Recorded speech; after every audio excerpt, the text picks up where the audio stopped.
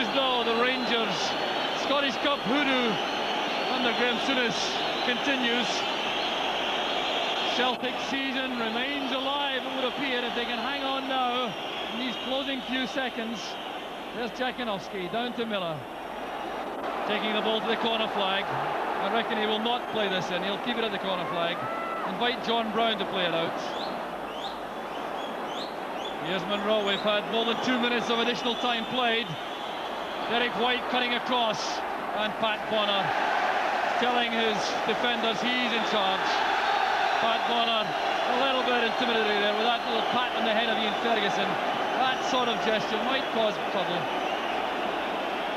Bonner, the mildest of men. That long kick out, giving the throw to Rangers.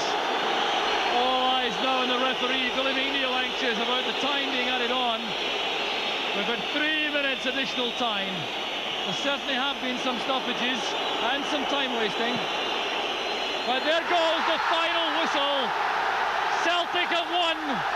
Rangers are out of the Scottish Cup. Tommy Coyne scored the goal just on half-time, which has resulted in these scenes of jubilation at Celtic Park. The Celtic players have been in a lot of trouble, and Hazelhaven has Billy McNeill. Billy McNeill, it's Rob McLean, actually, the goal that keeps Celtic's season alive, and the game that keeps Celtic's season alive. Yes, I think it was a game we were entitled to win, Rob. We wanted to win it, but equally we wanted to play well. We did play well, and when we were against the cost in the second half, we never looked at losing a goal. I'm delighted for the boys because this victory is down to them. They wanted this victory, they've got it. I hope it's a good night for them. They responded terrifically well, and it was a terrific team performance. It was a superb team performance. You can see the frustration that Rangers feel just at this particular minute, but we're delighted. They can say what they want. We were the better side on the day, and I think we're entitled to win. Paul Elliott is man of the match. Would you agree with that? Absolutely magnificent. Paul's obviously he's had his critique at different times, but I felt he was superb today amongst a team full of superb players. Billy, thanks very much. Thank you. So there's the scene with the Celtic supporters celebrating. They've won this afternoon's fourth round Scottish Cup tie by 1-0. Don't go away, we'll be right back. Park. Jack Charlton, Celtic were they winners, do you think, today? I think they had the best of the second half. I thought Rangers would have been unlucky to be a goal down at half-time. But the second half, certainly Celtic pushed on, and maybe that was because Rangers had to push a few. Well, they threw another man on the front, left him a bit thin across midfield, and Celtic got at them on the break, and maybe could have scored again. You were saying towards the end to me, Jack, that Celtic were giving away. They were playing a bit naively. They were giving the ball away when they should have been holding on to it. Last 5 or 6 minutes, I couldn't believe it. I mean, Chris Morris is playing ball short into people's feet that are coming off and getting them. I mean, the butcher tackle, he invited his player to get killed. You know, and there were a few times like Paul McStay on the right. He's trying to play balls to wide men instead of knocking the ball in behind him. Once you turn a defence at that stage and you make them go fetch the ball and you chase them, you gain time. And they were trying to play game. They were trying to waste time, which was antagonising the referee. Had they done it in the correct way, I mean, this has been a fault of Celtic for a while. I've seen Celtic do this. I saw them do it in the European Cup tie here when, you know, instead of playing for time, they were trying to score another goal. And they must have been giving Billy McNeill heart failure. Oh, heart failure. You're a manager, you know how that must feel. That's right. I mean, you give the ball to your goalkeeper who humps the ball up the other end. Right. Or you play the ball in behind people and you turn them in and you chase them. If you let them go bring it back, they get an advantage. But, I mean, Rangers in the last minute might have equalised on a ball that was played wide. I think it was Stephen got on the ball, knocked it to his fullback. It wasn't closed down. Ball got played in and somebody whipped it over the top of the bar. I mean, you shouldn't have a chance like that at that stage of the game. The ball should either be in the back of the crowd or right in the other corners where you're having to go fetch it back from. But preferably in the back of the crowd. Paul Elliott, man of the match, Jack. Now, you said to me that certainly would be your choice of player. Yeah, I thought Paul Elliott was... The second half was brilliant. I thought he won everything, his attitude and his aggression. He won everything, he cleared everything, he never gave a chancy ball in the game. Packy had very little to do in the goals. What he had to do, he did magnificently. I mean, you could have given him it because he's done everything right. OK, Jack. Paul Elliott, man of the match, but goal scorer Tommy Coyne. And he is now with Rob McLean. Tommy Coyne, the goal that saves Celtic's season. How do you feel? Oh, fantastic. Saves my season as well. First goal for about 3 months. Yeah, your season's been dodgy at times. You've taken a fair bit of stick, both from the critics and from the fans. You must feel that not just your goal there, but your performance answers some of that. I'm just pleased to get a goal at the end of the day and get into the next round of the cup. Fantastic for the boys. What do you remember of the goal? Hit the back of the net, that was it.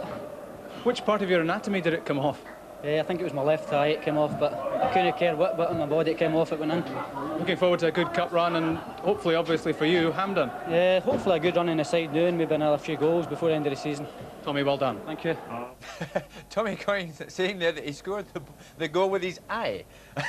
Well, it was one of those balls that when Chris Woods got a hand to it and it fell, he was sliding in on the ball. Had the ball gone straight across the goals, he'd have probably knocked it in.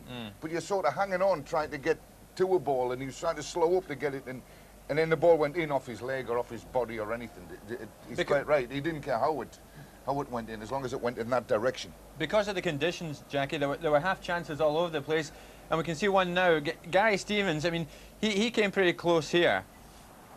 Mo Johnson did well. He said this cross was terrific. Across from Johnson, and Gary Stevens came in. He was just obstructed in his approach to the ball, and the ball was very difficult. It was going to bounce in front of him, and he had to get it exactly right.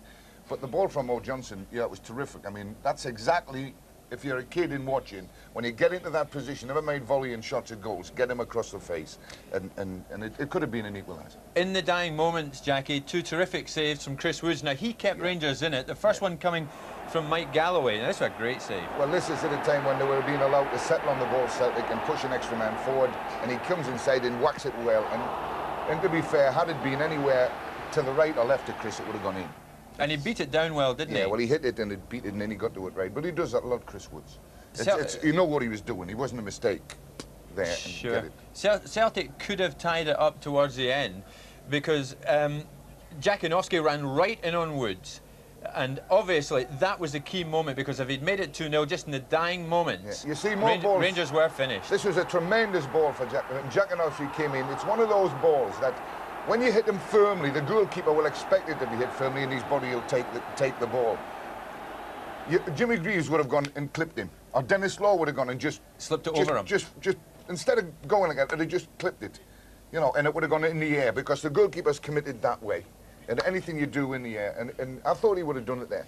We've already said, Jackie, towards the end, Celtic lived dangerously. Rangers came close. Now, Ian Ferguson, look at this effort. I mean, this was extremely when he's close. knocked back, he's allowed to stand there and knock a ball in, and there's nobody come next to him. I mean, you must mark people in situations like that. Somebody's got the man on the ball, somebody's covering, somebody get the man that can knock it in. If the ball doesn't get played into the box, there's going to be no problem. Once it gets played in the box, that can happen. Sure. I mean, that ball went over the top, could have gone the back of the net, and you've got a 1-1 This man has enjoyed this game. We're going to have a break. Rejoin us in just a couple of moments. I have enjoyed it. Took 1, Rangers 0. Hazel Irvine is with man of the match, Paul Elliott. Paul, man of the match, congratulations. You really did play a good game, didn't you? Thanks very much. No, as far as I'm concerned, it's a great day for Celtic. It's a great day for the supporters, great day for the directors and everybody concerned. Obviously, on behalf of all the players, I'd like to thank all the supporters, because at the end of the day, everybody knows that we've had a hard time the last 2 months, but they've been magnificent. That's a special result for the supporters at Celtic Football Club.